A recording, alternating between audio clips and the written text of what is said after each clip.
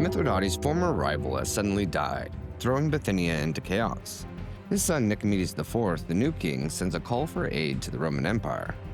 Seeing an opportunity to indebt the Bithynians, Rome sends governor and former consul Manius Aquilius to help restore order in the small client kingdom. With peace restored, Rome demands the new king return a favor and attack Mithridates. Nicomedes' forces make their way into the kingdom of Pontus. The Poison King's wealth is legendary. They find untold treasures as they make their way deeper into his territory. However, something is eating at Nicomedes. Where is everyone? Where is Mithridates? Nicomedes and his Roman allies have just fallen into the Poison King's trap. Mithridates' spies and double agents have been reporting every move of his rivals. Everything from the chaos in Bithynia to the provocations of the Roman Empire had all gone according to plan. While the Bithynians raided deeper into Pontic territory, Mithridates had the people of Pontus and his greatest treasures hidden deep in the mountain fortresses, leaving just enough loot to lure the Bithynians deeper into his territory. The Poison King had spent his time gathering a massive army and now was ready to strike. Leading this new force of 300,000 men was Mithridates' four famous generals. First was Prince Archelaus, Mithridates' son and commander of the famed Pontic cavalry. Next was Dorylaeus, head of the bronze shield phalanx, and then the two brothers, Archelaus, who commanded on land, and Neoptolemus, who commanded at sea. Mithridates' new force suddenly attacks the Bithynian army from all sides, unleashing a terrifying charge with the scythe chariots. The brutality of the chariots, which cut men in two and ripped foes limb from limb, sent the Bithynians into a panic. At the same time, Archelaus and Dorylaeus strike the Bithynians from the rear, while the brothers cut down the Bithynians fleeing across the river.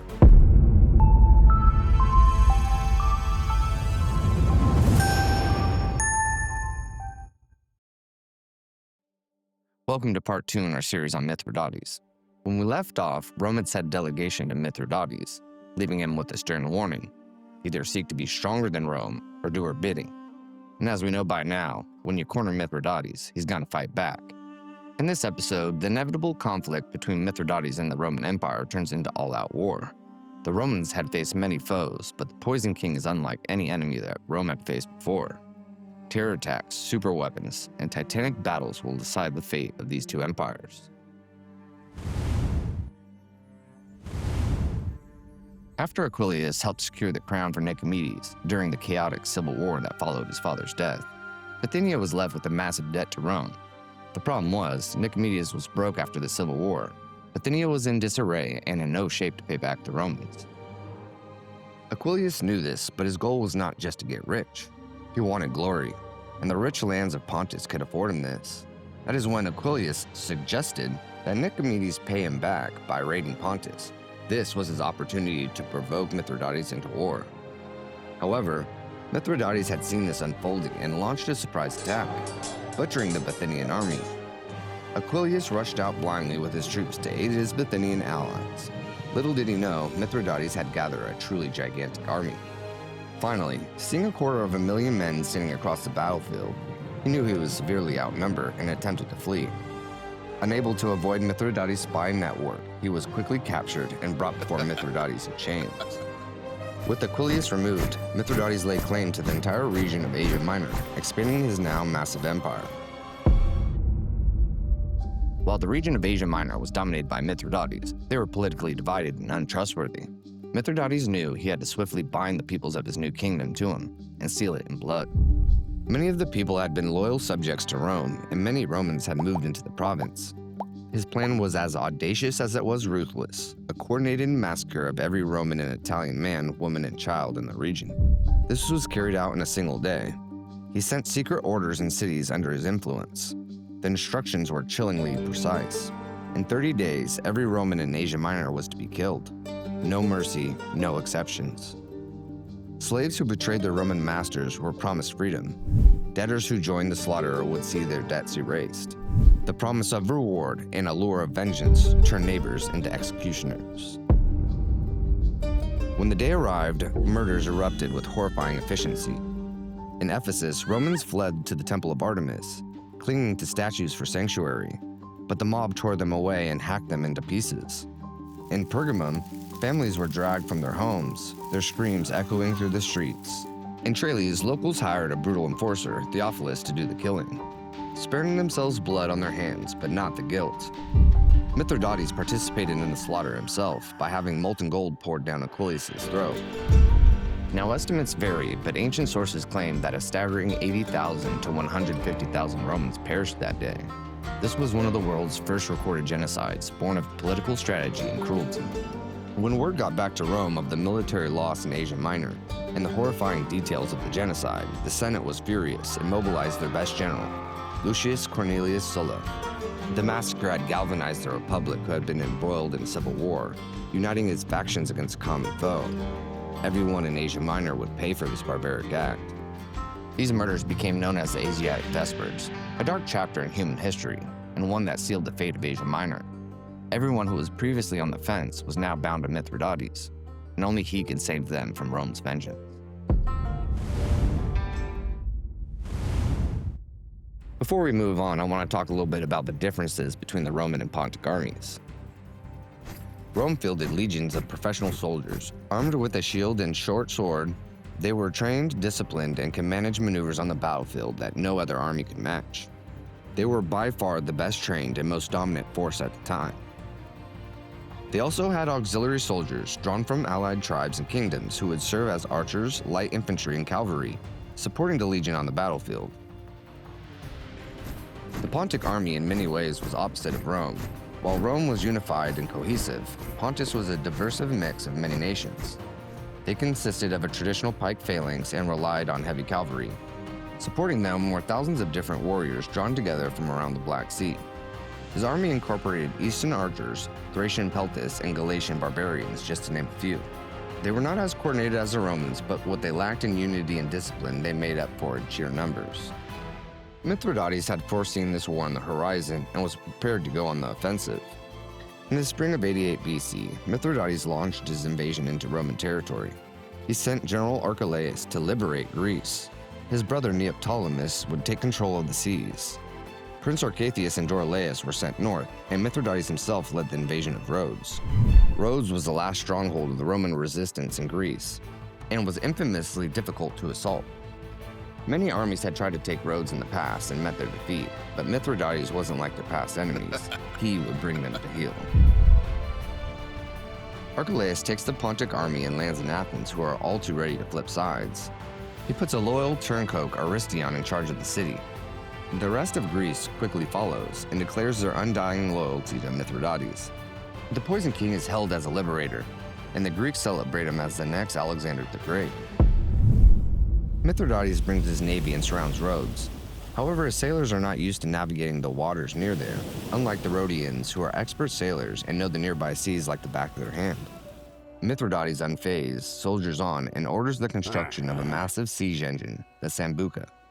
Arcathius and Dorilaus make their way north through Macedonia. They skirmish with Roman resistors and lay siege to several cities. They plan to meet up with Arcathius and together crush Sulla in Greece.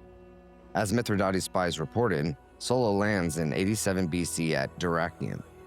From there, he makes his way to Archelaus, who is fortified in Athens. Sulla quickly surrounds the city and begins to lay siege. The problem for Sulla is that Athens is connected to a nearby port called the Piraeus by the long walls, which are about 6 miles long. Controlling this port allows Archelaus to supply the city almost indefinitely. Both Sulla and Archelaus know that if the Piraeus falls, Athens will fall. Back in Rhodes, the siege began with a thunderous assault. Pontic warships, bristling with catapults and archers, clashed with Rhodian vessels in the sparkling waters off the coast.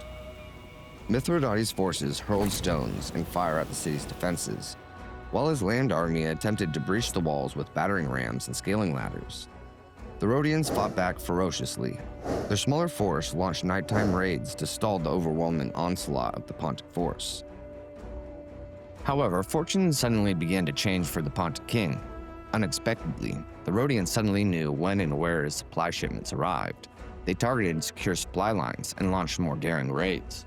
Mithridates finally deployed the Sambuca, a hulking wooden structure designed to dominate the city's walls.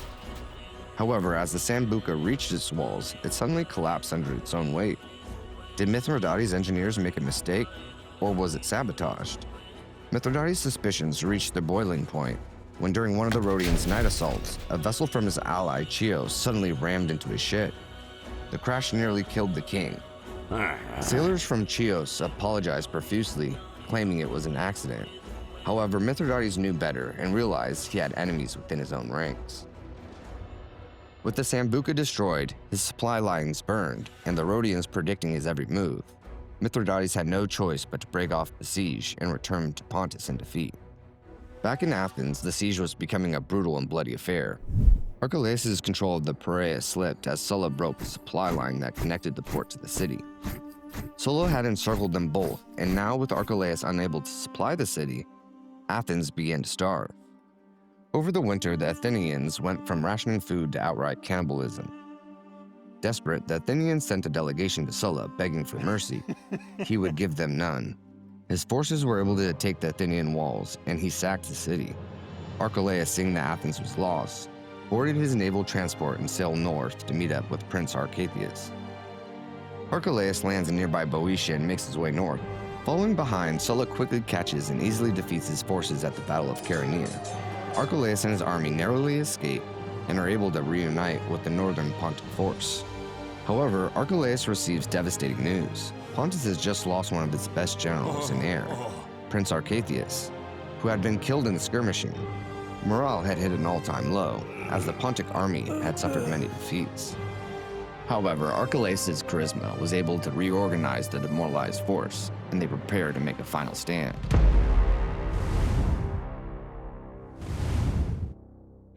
Things are getting crazy back in Rome, and they're about to get crazier. The Roman Senate had sent a second army, led by a man named Flaccus, to head north. However, Flaccus was unpopular, and was almost immediately killed by his subordinate General Fimbria. Fimbria realizes he just mutinied and now faces the death penalty back home, making his new army renegades. He then gets the bright idea that if he can manage to capture Mithridates, Rome would forgive him, and he would have returned home as a hero. This renegade army then slowly made its way around Macedonia and enters Asia Minor. There they find Mithridates' forces waiting in a city called Dardanus and lay siege to the city. Back in Greece, Archelaus and Dorilaus make their final stand against Sulla's forces at Orchomenus. The Pontic force numbered 80,000 tired troops, while the Romans were 30,000 battle-hardened veterans. As dawn broke, the air was thick with the scent of damp earth and the tension of impending slaughter. Archelaus, confident in his numbers, unleashed his scythe chariots once again. The ground shook as they charged, wheels churning the soil into a muddy froth. The Romans braced, their shields locked in tight formation. Sulla had prepared for this. His engineers had dug hidden trenches and spiked iron traps across the fields. The chariots, unstoppable in open combat, faltered as wheels caught in ditches and horses screamed. The charge collapsed into chaos. Seizing the moment, Sulla ordered his legions forward. The Roman cohorts, disciplined and relentless, advanced in perfect order, their pila raining down on the disordered Pontic lines.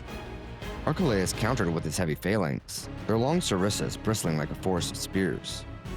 For a moment, the clash was brutal. Iron clanged against iron, and the cries of dying mingled with the blare of war horns. But Sulla's veterans, trained to exploit weaknesses, began to outflank the phalanx, their swords carving through gaps in the Pontic formation.